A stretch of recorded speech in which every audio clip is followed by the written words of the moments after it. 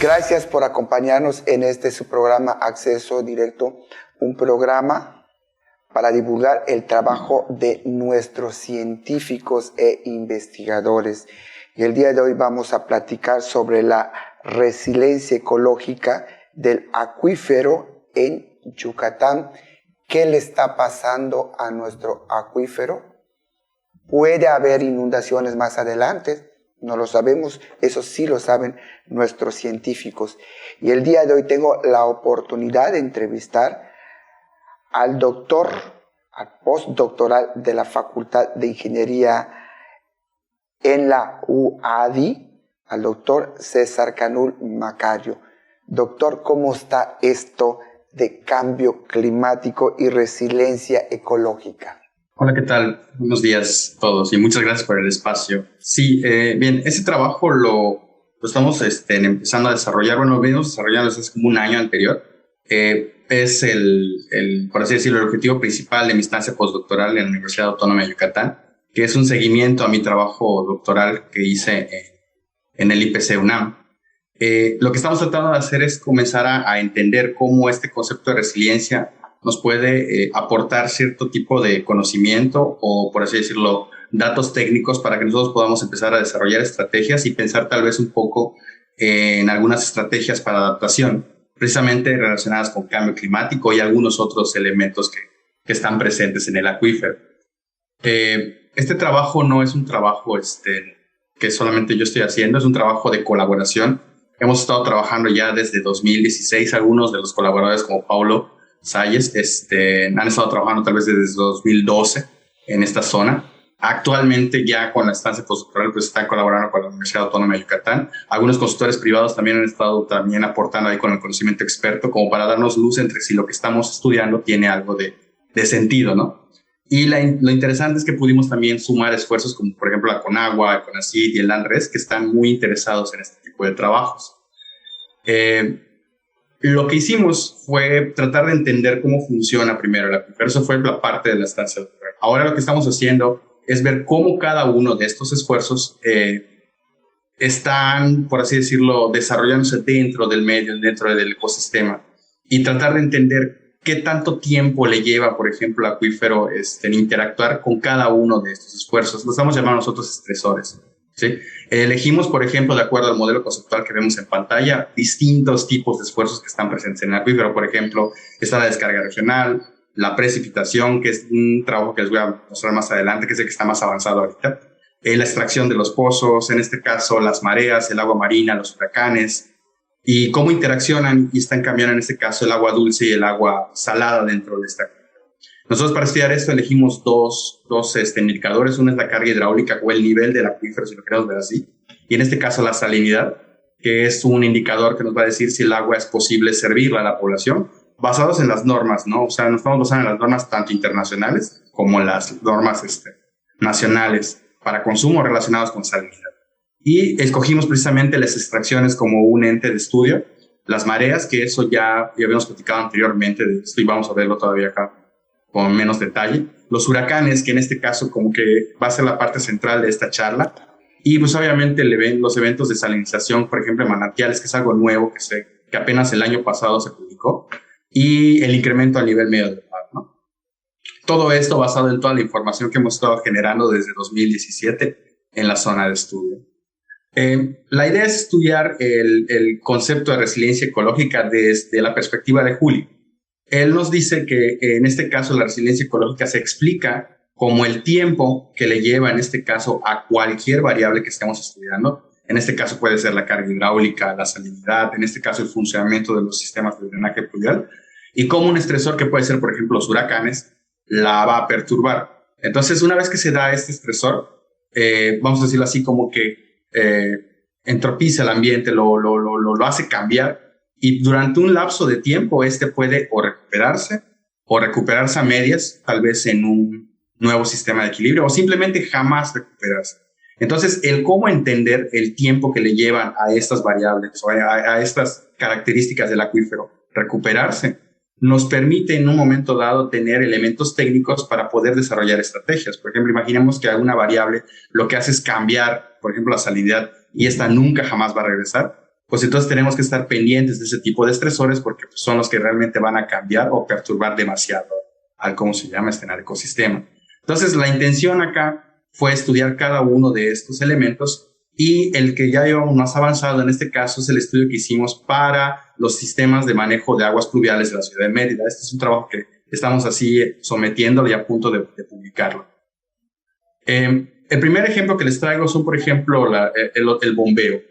Nosotros extraemos agua, por ejemplo, en la zona costera y estos, pues obviamente, generan cambios. Nosotros hicimos una prueba de bombeo, por ejemplo, durante el trabajo de test y lo que vimos es que debido a extracciones, lo que puede pasar es que temporalmente se puede salinizar el acuífero debido a que estamos jalando muchísima agua, tal vez no dulce, pero sí con menor salinidad, y por ejemplo, se va a salinizar. El tiempo que le lleva a recuperarse de estos esfuerzos al acuífero, más o menos ronda entre unas 24 horas hasta 15 días. Lo cierto es que la salinidad es la que tarda más en recuperarse en relación, por ejemplo, con la carga hidráulica que viene siendo el nivel del acuífero.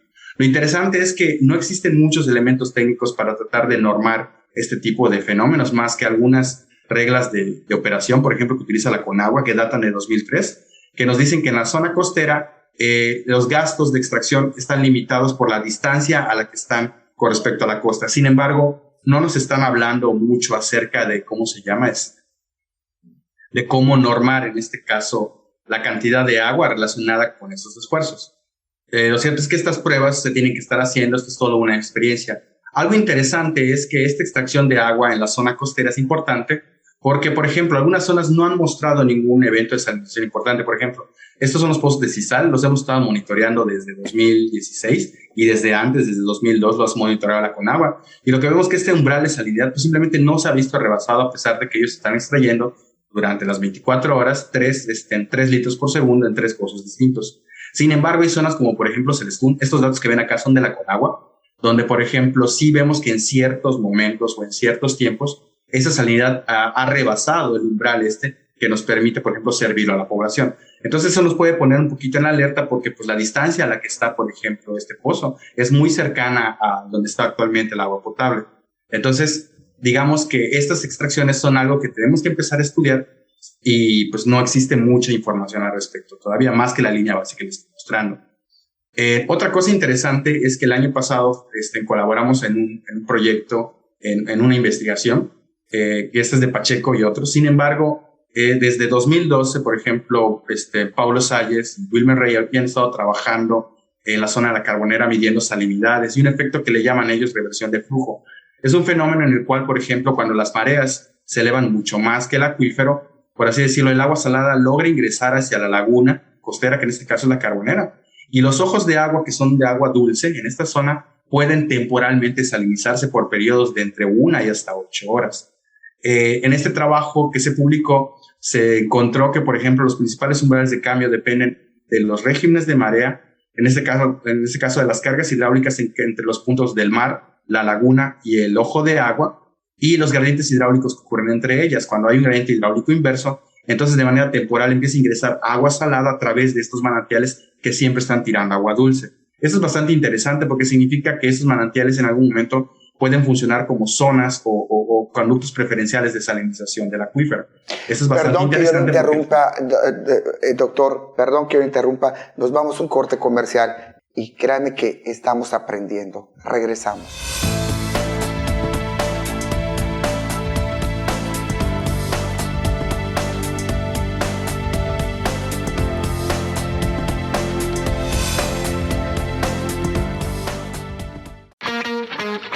Teleplay, la señal de entretenimiento, cultura, espectáculos, noticias y más. Emitiendo desde Mérida, Yucatán. Disponible en teleplay.tv, servicio de Roku y aplicación gratuita para Apple y Android. Ahora también presente en las ciudades de Tizimín y Valladolid a través de sistema de cable. En Quintana Roo, la señal de Teleplay está disponible en Cozumel a través de cable de Cozumel y en Playa del Carmen a través de cable Riviera Maya. Esto es Teleplay.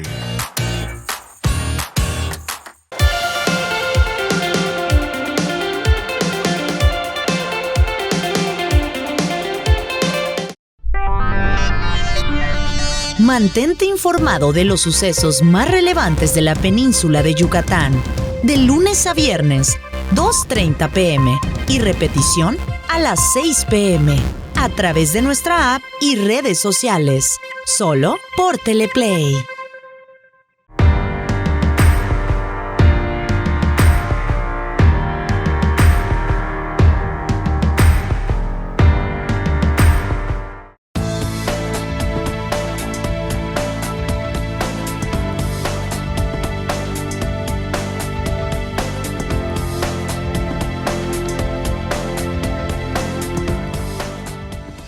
Gracias por continuar con nosotros en este su programa Acceso Directo, un programa para divulgar el trabajo de nuestros científicos, nuestros investigadores, y el día de hoy la resiliencia ecológica del acuífero en Yucatán. Y estos estudios son muy recientes y están a cargo del postdoctoral de la Facultad de Ingeniería de la Universidad Autónoma de Yucatán, el doctor César Canún Macario, que nos está explicando el fenómeno que está pasando con el acuífero. Disculpe que lo haya interrumpido, doctor. Muchas gracias. Bueno, estos datos que les traje son relativamente nuevos, o sea, están a nivel exploratorio. Sin embargo, donde sí ya habíamos avanzado bastante es con la modelación numérica del acuífero, en el cual, por ejemplo, vemos que en este caso las mareas son un factor muy importante que determinan la descarga de agua subterránea y en este caso también el fenómeno de salinización o la distribución de salinidades dentro del acuífero. Lo que vemos es que dependiendo de las mareas también esa cuña de agua salina puede estarse moviendo temporalmente en un ciclo de marea o incluso en un sistema de marea de tormentas o por ejemplo una marea muy muy alta generada por algún fenómeno meteorológico. Toda esta información está disponible. Aquí les dejo, por ejemplo, las ligas. Lo cierto es que pueden visitar esta página que ven ustedes aquí en pantalla. Y la idea es que toda esta investigación, ahorita, por ejemplo, estamos tratando de permear a la academia mediante cursos, colaborando, por ejemplo, en cursos para posgrado y para licenciaturas. Pero lo cierto es que tenemos que trabajar muchísimo en tratar de llevar esta información a la sociedad. Es decir, tratar de que toda esta información que estamos generando técnica permee de una manera más sencilla hacia la sociedad, para que pues pueda ser más entendible y de alguna otra forma podamos concientizar o trabajar con ellos también de todo lo que hemos estado trabajando o entendiendo de la cultura. Este trabajo es de lo más nuevo que tenemos, está bastante interesante, estamos trabajando en una publicación. Lo que hicimos fue estudiar la ciudad de Mérida.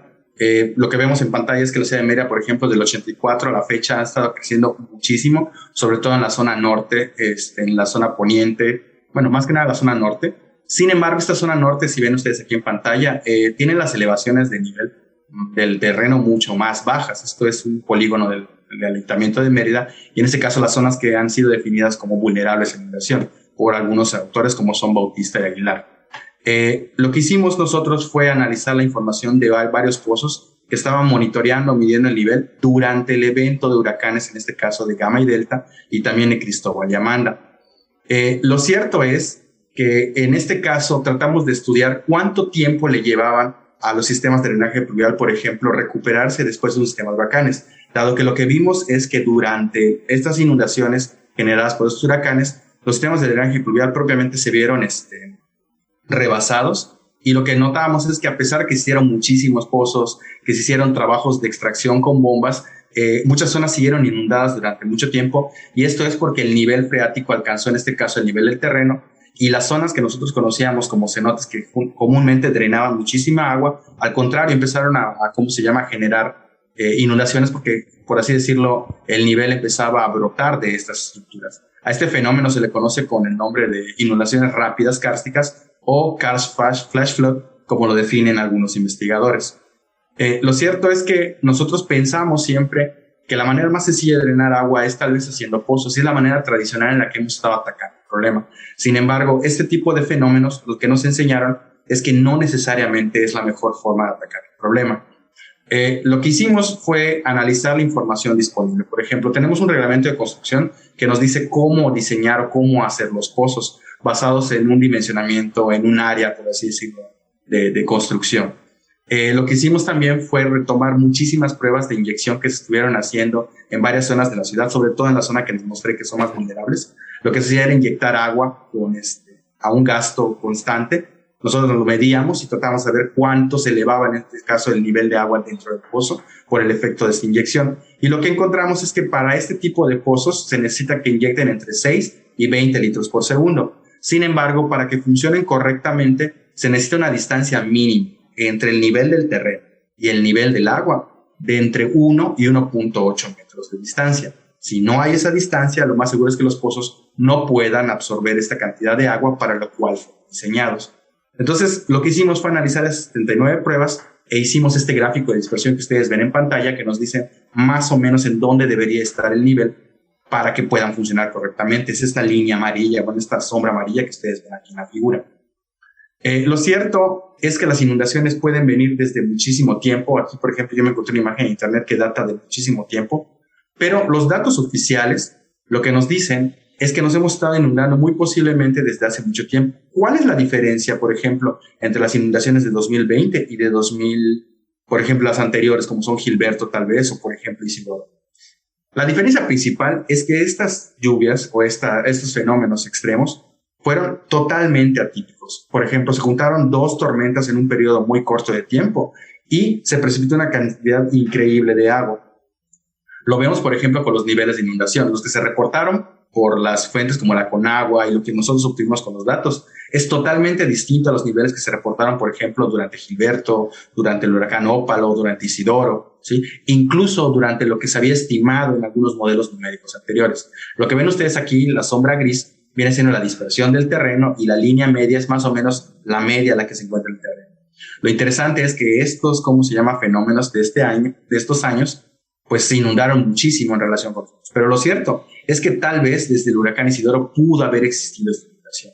Lo que ven ahorita es una animación, por ejemplo, del malecón de Pensiones, como lo han bautizado, y lo interesante es que vemos que desde Isidoro ya presentaba en inundaciones. En 2012 encontré una imagen también donde se encuentra inundado, y durante Cristóbal pues también vemos que se presentan esa mancha de inundación que nosotros conocemos como el malecón de Pensiones actualmente.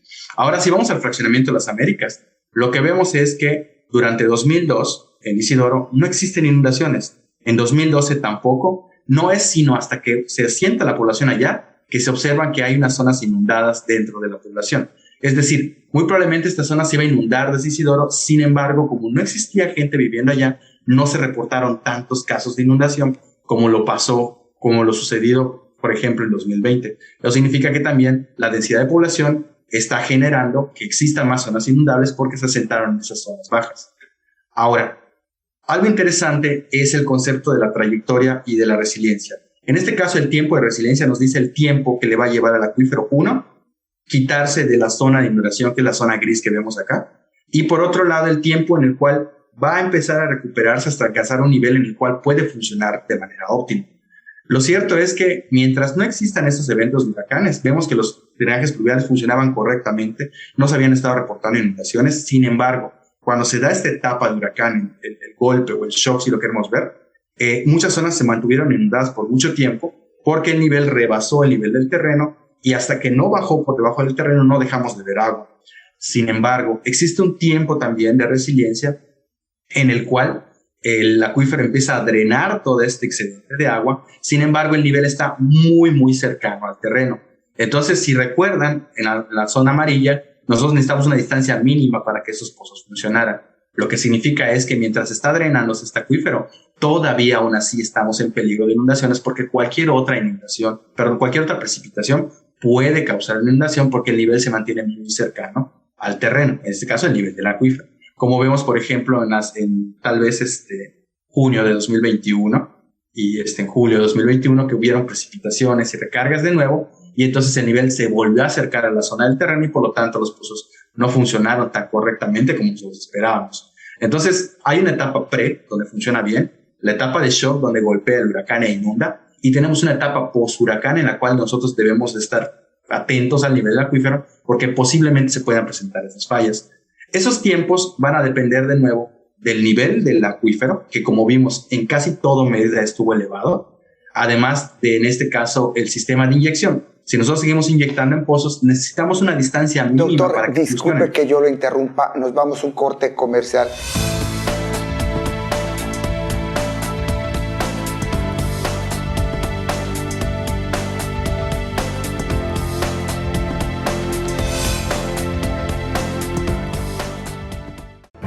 Las noticias más importantes de nuestra entidad con información actualizada y veraz. solo las encontrarás con Freddy Heredia. En Yucatán es noticia.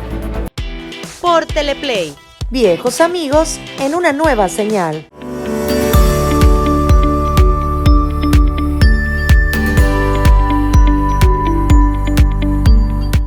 Rafael Vega y Armando Escalante nos invitan a comparar y contrastar los hechos y noticias del sureste de México. En el programa Contrastes, diferentes puntos de vista se unen en este espacio todos los jueves a las 11:30 de la mañana.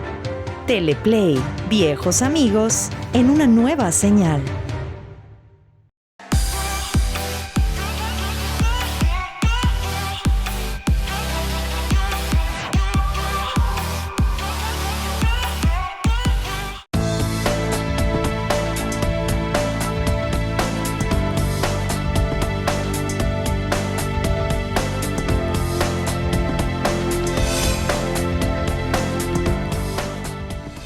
¿Qué debemos saber para afrontar las futuras inundaciones?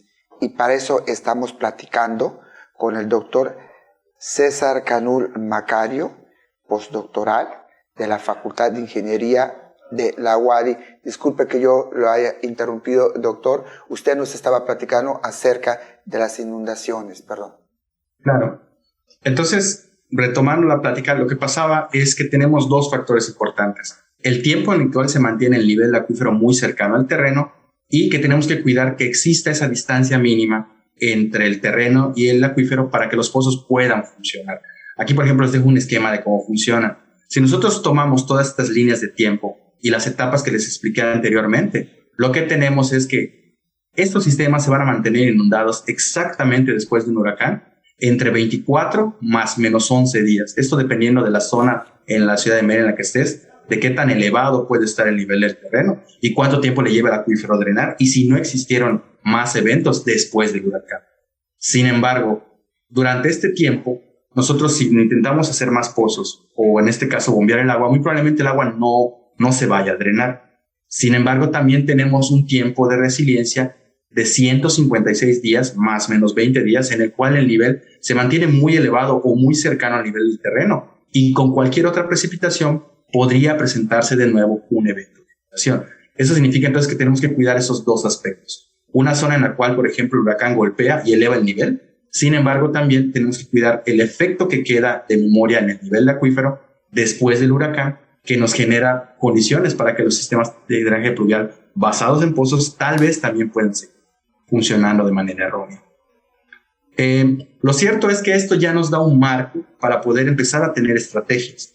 Primero que nada, lo que nos muestran este tipo de trayectorias, y en este caso el concepto del tiempo de resiliencia, es que contra un evento de huracán, pues simple y sencillamente vamos a tener problemas de inundación si estamos en zonas bajas.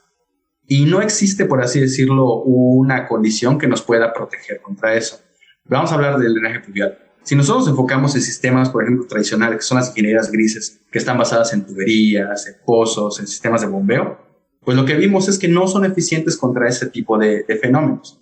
Lo que sí se puede hacer es tratar de combinar con los enfoques. Existen unos enfoques nuevos que se llaman verdes azules, por ejemplo, los sistemas con techos verdes, los concretos o los elementos que son más permeables, o por ejemplo, en lugar de estar, drenando directamente la precipitación mediante drenes hacia la calle, podemos tal vez intentar acumularla y drenarla después de otra manera. Sin embargo, aún combinando estas ingenierías grises y verdes azules, tampoco estamos protegidos contra un huracán. Es decir, los huracanes son eventos que realmente reorganizan el nivel de acuífero y por un lado ponen en peligro a las zonas que están demasiado bajas con relación al nivel del terreno y el nivel del acuífero. Lo cierto es que estos enfoques verde azules lo que sí pueden hacer es aminorar las presiones durante la etapa de peligro post-huracán, que definimos entre 156 días más o menos. Es decir, estos enfoques lo que pueden hacer es tal vez aminorar los efectos futuros generados por el efecto de memoria en el nivel del acuífero generado por un huracán. La única manera de tal vez enfrentar inundaciones en zonas bajas son las medidas estructurales. Esto significa que en lugar de tratar de que nosotros generemos resistencia con ingenierías, tratar de pensar en estrategias o en este caso normatividades, reglamentos y zonas de amortiguamiento que puedan proteger a la población que se quiera asentar en zonas cercanas a zonas que son vulnerables a inundación. Lo cierto es que la prevención en este caso vendría siendo como que la mejor de las medidas para poder protegerse contra este tipo de eventos específicamente, que son los huracanes. Bueno, este enfoque o vamos a decirles, esta estrategia son enfoques nuevos que se han estado aplicando en muchísimas zonas del mundo. Lo cierto es que de alguna u otra forma, si tu ambiente está cambiando y te estás enfrentando a fenómenos de este tipo, es muy probable que tengas que empezar a enfocarte o a buscar este tipo de estrategias y combinarlas para tener un mejor conocimiento de dónde estás viviendo. Esta figura que les muestro es un trabajo preliminar, es lo primero que estamos haciendo, son los primeros resultados que obtuvimos de cada uno de esos esfuerzos. Ya les hablé de las extracciones anteriormente, lo que vemos que ya tenemos algunos umbrales de extracción que ya han sido definidos previamente, pero lo cierto es que hay que trabajar muchísimo en entender cuánto tiempo le lleva a un pozo después de una extracción recuperarse completamente. Lo mismo que las mareas y en este caso también los manantiales, ¿no? Que son, por así decirlo, como que fuentes de salinización que se pueden estar generando en la zona costera. Lo cierto es que estos eventos son de muy corta duración y en este caso los tiempos de resiliencia también son bastante cortos, es decir, no rebasan el día o los días en este caso. Sin embargo, los huracanes, como vimos, son efectos o fenómenos que dejan, por ejemplo, muchísimo tiempo de memoria en el acuífero, tanto en el nivel como en la salinidad. Y en este caso hay muy poca información porque muy pocos huracanes han sido documentados. Lo cierto es que este tipo de fenómenos de corta duración, pero que impactan a largo plazo, son eventos que nos permiten entender que tenemos que reorganizar un poco nuestras ideas y tratar de desarrollar estrategias para adaptarnos. Lo mismo sucede con el cambio climático. El cambio climático puede generar un efecto de salinización que se puede extender a lo largo del tiempo y lo que hará es no generarnos un fenómeno en el cual se va a recuperar el acuífero, sino que tendremos que empezar a pensar en cómo adaptarnos a cómo vaya cambiando la salinidad en el acuífero. Bien, lo cierto es que en el futuro lo que tenemos que pensar es que este concepto de resiliencia, como lo estamos viendo nosotros desde el punto de vista ecológico, es solo un enfoque, es solo una manera de verlo basado en los datos ambientales que podemos medir, los datos físicos. Sin embargo, también hay variables económicas, variables sociales que están interactuando en el problema y que deben ser también integradas al concepto de resiliencia para tener algo más robusto como resiliencia de socioecosistema y en este caso las estrategias de adaptación también sean mucho más robustas y nos permitan tener pues un mejor enfoque o una manera más eficiente de adaptarnos. El problema está en que poner de acuerdo todos estos datos siempre es problemático. Y luego, en el caso, por ejemplo, de intentar desarrollar tal vez estrategias relacionadas con normativas, con por así decirlo, con políticas, es donde es todavía más complicado porque hay que poner de acuerdo a todos estos actores y generalmente es donde se complica resolver el problema. Lo cierto es que la salinización, la inundación y la disponibilidad de agua y las respuestas a inundaciones son problemas que con el tiempo van a seguir, afectando en este caso a las poblaciones.